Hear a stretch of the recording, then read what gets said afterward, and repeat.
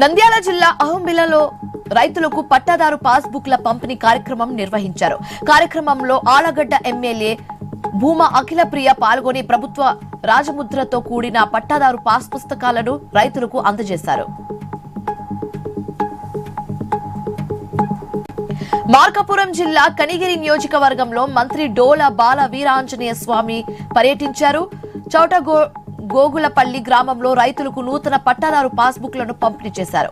ఈ కార్యక్రమంలో మంత్రి స్వామితో పాటు ఎమ్మెల్యే ముక్కు ఉగ్ర నరసింహారెడ్డి, జిల్లా కలెక్టర్ రాజాబాబు పాల్గొన్నారు.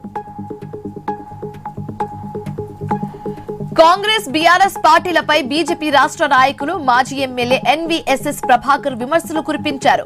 దోచుకోవడం దాచుకోవడంలో కాంగ్రెస్ బీఆర్ఎస్ రెండు పార్టీలు ఒకటేనన్నారు. రెండు పార్టీల కపట నాటకాన్ని ప్రజల ముందుకు పెడతామని హెచ్చరించారు.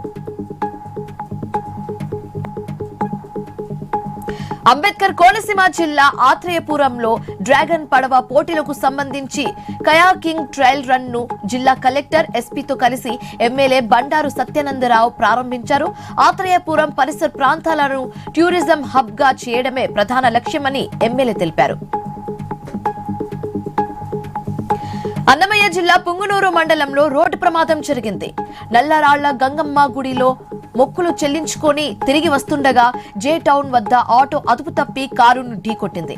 అయితే ఈ ప్రమాదంలో ఆటో డ్రైవర్ అక్కడికక్కడే మృతి చెందగా 7గురికి తీవ్ర గాయాలు కాగా పుంగునూరు ప్రభుత్వ హాస్పిటల్ కు తరలించినట్లుగా పోలీసులు తెలిపారు. ప్రకాశం జిల్లా సింగరాయకొండలో ప్రజా సంఘాల ఆధ్వర్యంలో నిరసన ర్యాలీ నిర్వహించారు. ఎస్టీలకు కేటాయించిన శ్మశాన స్థలాన్ని సైతం తొలగించి చాంద్ బాషా అనే వ్యక్తి చదును చేశారని అధికారులు వెంటనే చర్యలు తీసుకోవాలని డిమాండ్ చేశారు.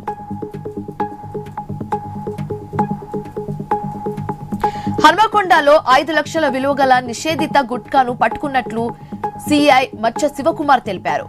టైలర్ సెంటర్లోని కిరాణా షాప్ నడుపుతున్న పవన్ తన గోడౌన్ లో అక్రమంగా నిల్వ ఉంచిన నిషేధిత పొగాను స్వాధీనం చేసుకుని కేసు నమోదు చేసినట్లుగా సిఐ తెలిపారు. పశ్చిమ గోదావరి జిల్లా తాడేపల్లిగూడెంలో పెను ప్రమాదం తప్పింది. ఆర్టీసీ బస్సు పంట కాలువలోకి దూసుకు వెళ్లింది. డ్రైవర్ మురళీకృష్ణకు కళ్లు తిరగడంతో ప్రమాదం చోటు చేసుకున్నట్లుగా వెల్లడించారు. ప్రమాద సమయంలో బస్సులో 4 ప్రయాణికులు ఉండడంతో ప్రమాదం తప్పిందని కండక్టర్ తెలిపారు.